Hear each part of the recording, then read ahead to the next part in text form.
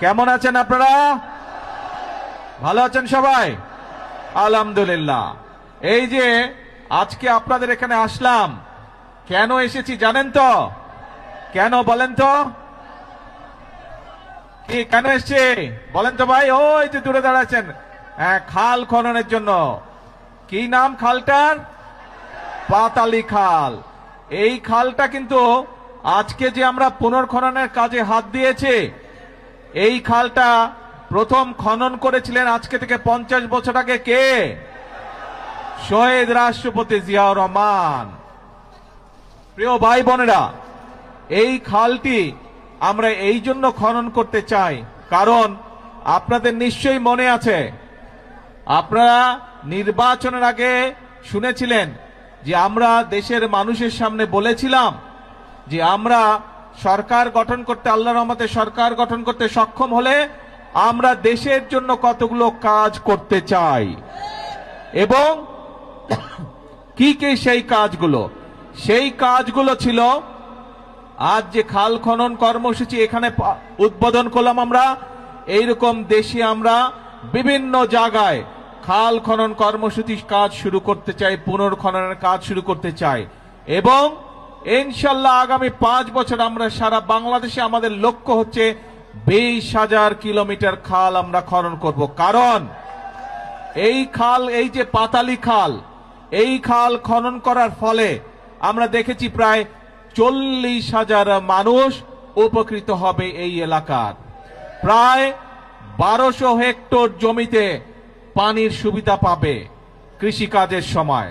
প্রায় 1200 metric ton খাদ্যশস্য বেশি উৎপন্ন হবে এই এলাকায়, এবং সরাসরি প্রায় 8,500 কৃষক ভাই সেই সেচ সুবিধা পাবে এই খাল পুনর্খনন করার মাধ্যমে। এইভাবে চিন্তা করুন, সারা বাংলাদেশে যদি আমরা যেই খালগুলোকে লক্ষ্য করেছি সেই খালগুলো যদি খনন এবং পুনর্খনন করতে পারি, তাহলে চিন্তা করুন এই একটি এলাকাতেই এই 10 বর্গ কিলোমিটার এলাকার মানুষ এই পানির সুবিধা পাবে। তার মধ্যে 40,000 মানুষ তো পানির সুবিধা পাবে, সাথে 8,500 কৃষক ভাই, সরাসরি যারা কৃষক, তারা সেই সুবিধা পাবে এই একটি উপজেলাতে, এই সদর থানাতেই। তাহলে চিন্তা করুন, আমরা যদি 20,000 কিলোমিটার খাল খনন করতে পারি, সারা বাংলাদেশে কত কৃষক ভাই সরাসরি সেচের সুবিধা পাবে। আমরা আগেই বলেছি, সব সময় বলছি, আজকেও বলছি, বিএনপির রাজনীতি হচ্ছে মানুষের জন্য রাজনীতি, এবং সেই জন্যই আমরা কৃষক ভাইদের পাশে দাঁড়ানোর জন্য, কৃষক ভাইদের সুবিধার জন্য, কৃষক ভাইদেরকে স্বাবলম্বী করে গড়ে তোলার জন্য আমরা এই খাল খনন কর্মসূচি যেমন শুরু করেছি, একই সাথে আমরা নির্বাচনের আগে বলেছিলাম যে আমরা কৃষক ভাইদেরকে প্রতি বছর তাদের বীজ, কীটনাশক, ওষুধ বলুন, সার বলুন কেনার জন্য প্রতি বছর এককালীন আমরা তাদেরকে 2,500 টাকার একটি সুবিধা দিতে চাই, এবং সেটি দিব আমরা ইনশাল্লাহ কৃষক কার্ডের মাধ্যমে। এই কথাটা আমরা বলেছিলাম। আপনারা জানেন 2 দিন আগে আমরা বাংলাদেশে বিএনপি, এই বর্তমান সরকার গত ফেব্রুয়ারি মাসের 17 তারিখে সরকার গঠনের পরে এই গত 2 দিন আগে আমরা বাজেট উপস্থাপন করেছি। সেই বাজেটে আমরা কৃষকদের জন্য, কৃষক ভাইদের জন্য আমরা বরাদ্দ রেখেছি, এবং ইনশাল্লাহ আগামী জুলাই মাস থেকে শুরু করে পর্যায়ক্রমিকভাবে আগামী 1 বছরের ভিতরে আমরা বাংলাদেশের প্রতিটি উপজেলায় 8 থেকে প্রায় 10,000 কৃষক ভাইদের কাছে আমরা এই কৃষক কার্ডের সুবিধা পৌঁছে দিতে সক্ষম হব ইনশাল্লাহ। প্রিয় ভাই বোনেরা, আগেই বলেছি আমাদের রাজনীতি হচ্ছে এই বাংলাদেশের জন্য, আমাদের রাজনীতি হচ্ছে এই বাংলাদেশের মানুষের জন্য। আমরা জানি গ্রামে গঞ্জে মিলিয়ে বাংলাদেশের শতকরা 70 থেকে 80% মানুষ, খেটে খাওয়া মানুষ বাংলাদেশের গ্রাম অঞ্চলগুলোতে বাস করে। বাংলাদেশের জনসংখ্যার অর্ধেক হচ্ছে নারী। এখন এই নারীদের দেশনেত্রী খালেদা জিয়া শিক্ষার ব্যবস্থা করে দিয়ে গিয়েছিলেন, বিনামূল্যে শিক্ষা ব্যবস্থা। সেই শিক্ষা ব্যবস্থা ক্লাস 1 থেকে ইন্টারমিডিয়েট পর্যন্ত দেশনেত্রী খালেদা জিয়া করে দিয়ে গেছিলেন। এই নারীরা যদি শিক্ষিত না হয়, তারা যদি স্বাবলম্বী হতে না পারে, তাহলে পুরুষের পাশে দাঁড়াতে পারবে না এবং বাংলাদেশ এগিয়ে যেতে পারবে না। সেই জন্য এই নারীদের শিক্ষা ব্যবস্থা, তারা যাতে আরো শিক্ষার সুযোগ পায়, সেই জন্য স্নাতক পর্যন্ত বা ডিগ্রি পর্যন্ত আমরা এই বর্তমান সরকার মেয়েদের শিক্ষা ব্যবস্থা ফ্রি করার ঘোষণা দিয়েছে।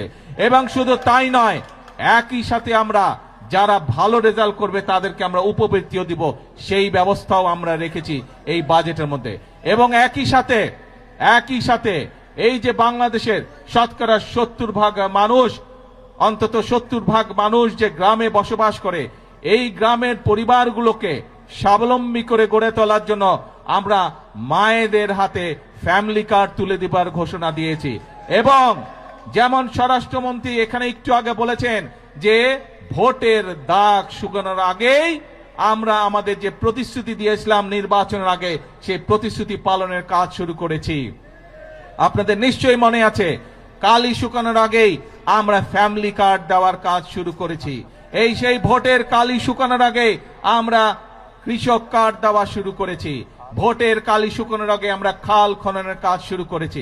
ঠিক যেভাবে ফ্যামিলি কার্ডের কাজ শুরু করেছি, ইনশাল্লাহ আগামী 1 বছরের মধ্যে বাংলাদেশের প্রতিটি উপজেলায় আমরা চেষ্টা করছি প্রত্যেক উপজেলা 8 থেকে 10,000 মায়ের হাতে আমরা এই ফ্যামিলি কার্ডের সুবিধা তুলে দিব। প্রিয় ভাই বোনেরা, আপনারা দেখেছেন যে বাজেট ঘোষিত হয়েছে 2 দিন আগে, সেখানে আমরা বলেছি আমরা এই দেশের মানুষের চিকিৎসার ব্যবস্থা ঘরে ঘরে পৌঁছে দিতে চাই।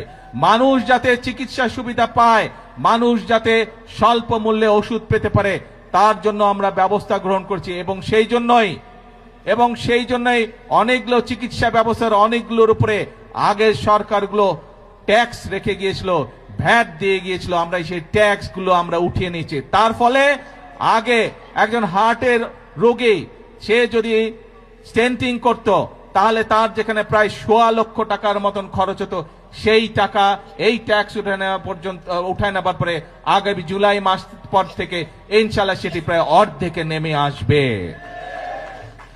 শুধু তাই নয়, অনেক মানুষ, বাংলাদেশের অনেক মানুষ কিডনি ডায়ালিসিস রোগী আছে, কিডনি ডায়ালিসিস করতে হয়, সেই ডায়ালিসিসের যে ওষুধ আসে সেটিরও ট্যাক্স তুলে নেওয়া হচ্ছে। তার ফলে এখন প্রায় 800 থেকে 8,000 টাকা পর্যন্ত প্রত্যেকটি রোগীর প্রত্যেকটি ডায়ালিসিসের ক্ষেত্রে খরচ কমে আসবে।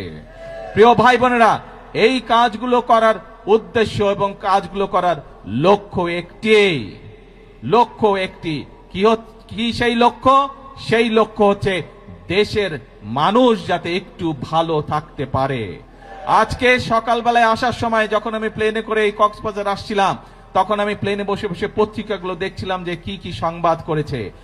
অনেকগুলো পত্রিকাতে আমি দেখলাম, পত্রিকাগুলো নিউজ করেছে প্রতিবার বাজেটের সময় নিত্য প্রয়োজনীয় জিনিসের মূল্য পরের দিনই বৃদ্ধি পায়। আল্লাহর রহমতে আলহামদুলিল্লাহ, শুকুর আলহামদুলিল্লাহ, এইবার বাজেট দেওয়ার পরে এখন পর্যন্ত কোনো জিনিসের দাম বৃদ্ধি পায়নি।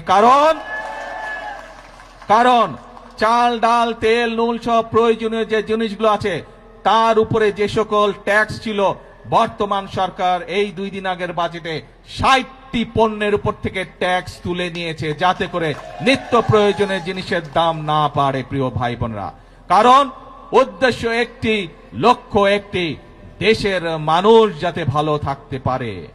কিন্তু প্রিয় ভাই বোনেরা, আমরা যেমন মানুষের নিত্য প্রয়োজনীয় জিনিসের, ওষুধ, বিভিন্ন চিকিৎসার বিষয়ের ট্যাক্স কমে দিয়েছি যাতে সেগুলোর দাম কমে যায়, যাতে মানুষ স্বস্তিতে থাকতে পারে। আমরা ট্যাক্স বাড়িয়েছি কিসে? আমরা ট্যাক্স বাড়িয়েছি মদের উপরে। আমরা ট্যাক্স বাড়িয়েছি কিসে?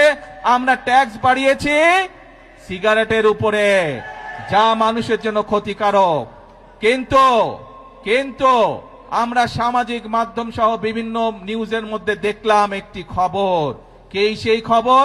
বিরোধী দল দেখলাম বলছে যে এই বাজেট তারা মানে না, গণবিরোধী বাজেট মানে না।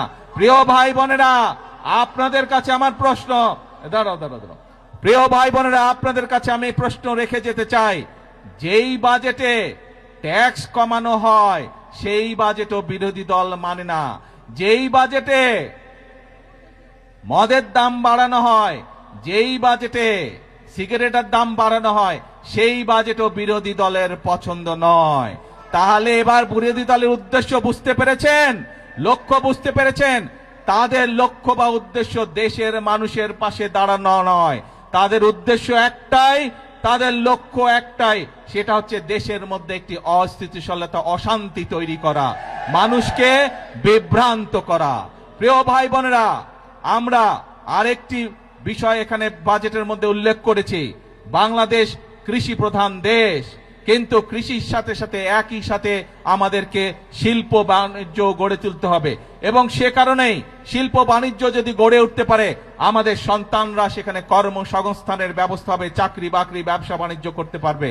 এবং সে কারণেই যে সকল শিল্প দেশে উৎপন্ন হয়, যে সকল দ্রব্য দেশে উৎপাদিত হয়, একই জিনিস যেগুলো বিদেশ থেকে আসে সেগুলোর উপরে আমরা ট্যাক্স বাড়িয়েছি, যাতে করে দেশে যেই দ্রব্যটি উৎপাদিত হচ্ছে সেই দ্রব্যটি যারা উৎপাদিত হচ্ছে সেই শিল্প কারখানাটি যাতে সাপোর্ট পেতে পারে, তার ব্যবস্থা আমরা এই বাজেটের মধ্যে রেখেছি।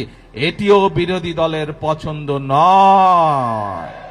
এখন প্রিয় ভাই বোনেরা, দেশের মালিক আপনারা, দেশের মালিক কোনো রাজনৈতিক দল নয়, দেশের মালিক কোনো পরিবার নয়, দেশের মালিক হচ্ছে বাংলাদেশের 20 কোটি জনগণ। এই 20 কোটি জনগণ যারা দেশের মালিক, আপনাদের কাছে আমি প্রশ্ন রেখে যাচ্ছি, আপনাদের কাছে আমি বিচার দিয়ে যাচ্ছি যে যারা জনগণকে বিভ্রান্ত করতে চায়, যেই বাজেটের মাধ্যমে জনগণের জন্য স্বস্তির ব্যবস্থার চেষ্টা করছে সরকার, সেই বাজেট বলে বিরোধী দল মানে না। তারা দাবি তুলেছে কেন মদের উপরে আমরা ট্যাক্স বাড়ালাম, তারা দাবি তুলেছে কেন আমরা সিগারেটের উপরে ট্যাক্স বাড়ালাম, এই তাদের দুঃখ, তাদের কষ্ট। কেন বর্তমান সরকার 60টি নিত্য প্রয়োজনীয় দ্রব্যমূল্যের ট্যাক্স কমিয়ে দিল, এই হচ্ছে তাদের দুঃখ। তাহলে কি এরা জনগণের বন্ধু হলো? জনগণের বন্ধু তারা হলো না। প্রিয় ভাই বোনেরা, আজ সময় এসেছে কারা জনগণের বন্ধু এবং কারা জনগণের বন্ধু নয়, এইটি সঠিকভাবে নির্ণয় করতে হবে। আমরা অতীতে দেখেছি জনগণকে বিভ্রান্ত করে অনেকে অনেক কথা বলেছে, কিন্তু জনগণের ভাগ্য পরিবর্তন হয়নি, দেশের ভাগ্য পরিবর্তন হয়নি। এই প্রথম আমরা চেষ্টা করছি। প্রিয় ভাই বোনেরা, বিএনপি যেমন অতীতেও চেষ্টা করেছে, আপনারাই বলেছেন এইখানে শহীদ জিয়া খাল খনন করেছিলেন, দেশনেত্রী খাল খনন করেছিলেন, বৃক্ষরোপণ করেছিলেন, এই কাজগুলোর মাধ্যমে ধীরে ধীরে দেশের অবস্থার পরিবর্তন হচ্ছিল।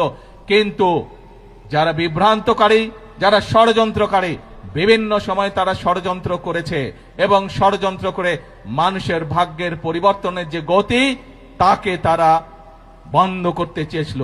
দেশের ভাগ্যের পরিবর্তনের যে গতি, তাকে তারা বন্ধ করতে চেয়েছিল। বিগত 12 তারিখের নির্বাচনে বাংলাদেশের মানুষ